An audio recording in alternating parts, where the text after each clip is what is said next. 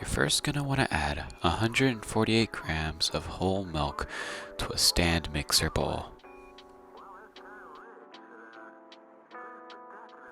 Then, add 25 grams of cream cheese to the bowl.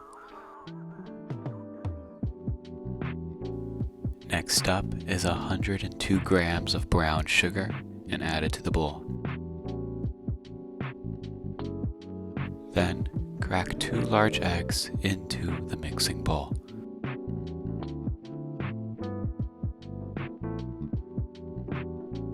After that, add 1 egg yolk.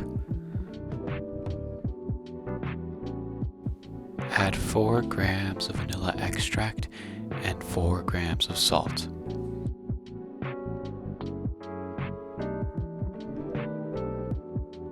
After adding all those ingredients together, grab a spatula to combine them all.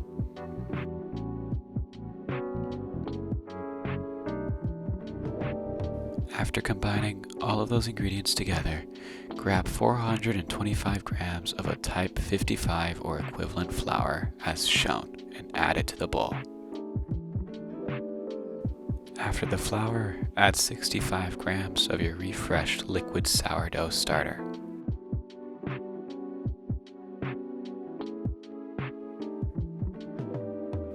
Next up is 6 grams of dry instant yeast.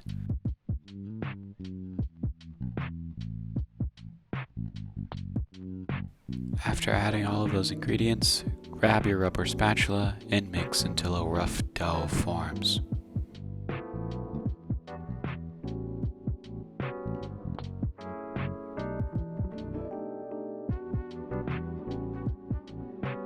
When a rough dough has formed, cut up 143 grams of unsalted butter. Then, transfer the bowl onto a stand mixer and mix the dough on the low speed for 1 minute. After that minute is over, begin to add your butter into the bowl, piece by piece, slowly.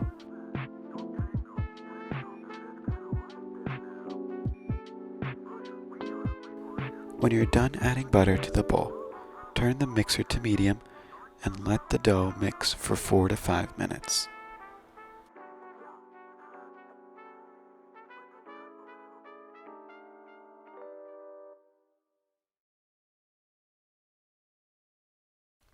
After all that mixing is complete, transfer the dough into an oiled container and let it rest at room temperature for 1 hour.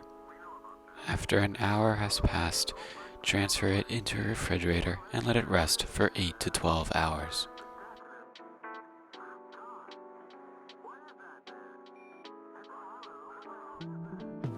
It's the next day, and we're ready to start preparing and shaping our chocolate babka.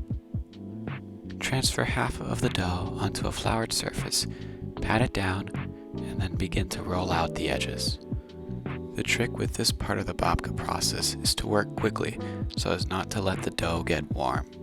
Before taking the dough out of your refrigerator, make sure to melt 213 grams of semi-sweet chocolate.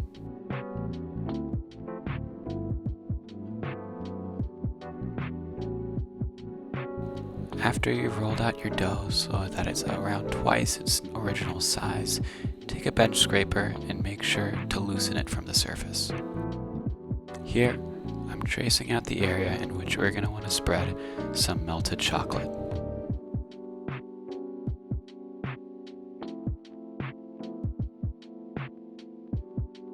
Spread the chocolate across the babka, making sure that you don't reach any of the sides.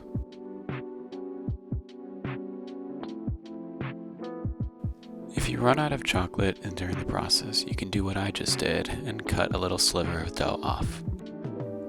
After you're done spreading the chocolate on the babka, you can begin to roll it up as shown. Make sure it's not too tight, but also not too loose. When the babka is all rolled up, choose one side of the babka and begin forming a cut down the middle of it. Follow this cut until you're around 2 inches from the other side of the babka. After you're done splitting the babka, begin to braid the babka as shown.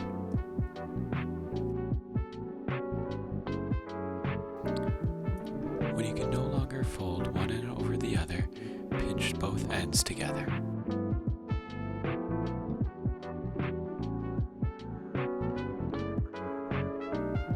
After you've transferred the babka to the baking tin, cover it with plastic wrap and let it rest for 1 to 2 hours.